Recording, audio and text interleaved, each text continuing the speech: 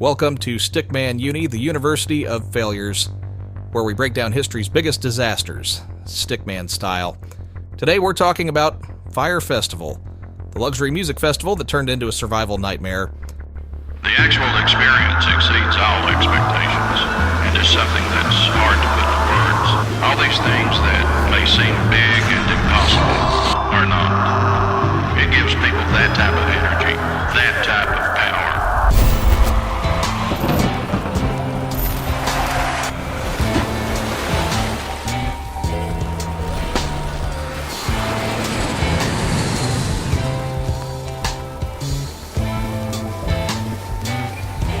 Imagine crystal clear waters, white sand beaches, gourmet meals, 5-star villas, and performances by some of the biggest artists in the world.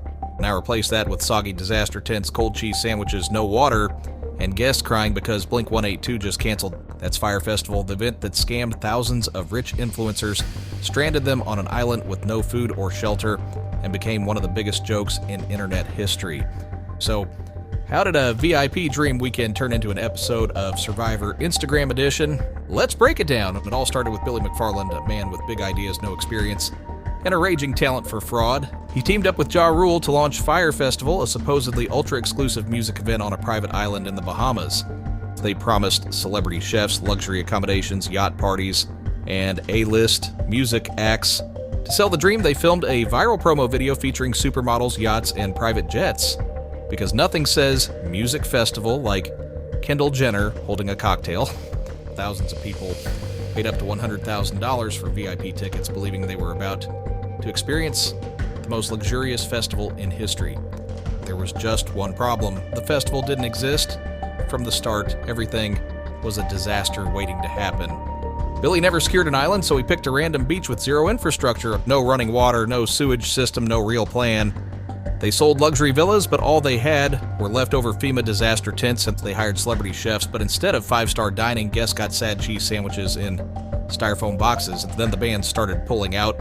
Blink-182 canceled the day before the festival, saying they wouldn't be able to put on a performance that met their standards, which was a fancy way of saying, this thing is a joke, and we're not playing in front of a bunch of starving influencers. But by the time festival goers landed in the Bahamas, it was too late. When guests arrived, they expected paradise. Instead, they found chaos.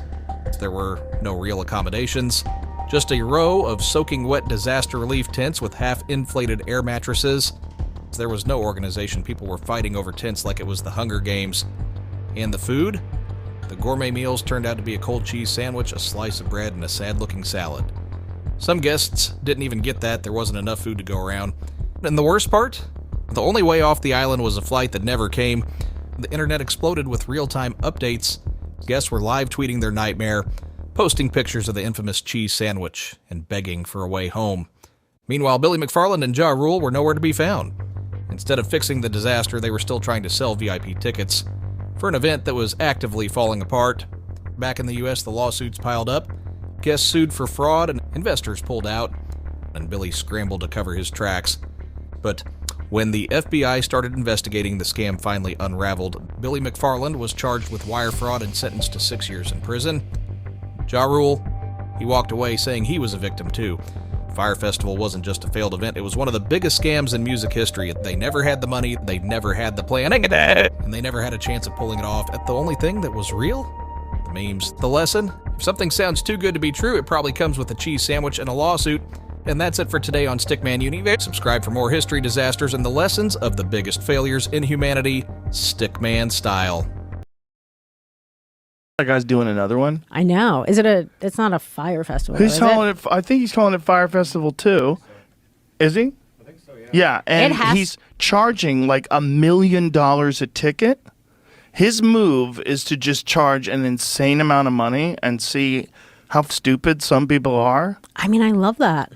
The whole thing was nuts. It's like one dude. It's always like some guy who you think could be selling Bitcoin or a pyramid scheme, and now he's decided to put on a music festival Because he wants to be cool. You know what I mean? Like doing wants to party with people. He wants to party with people.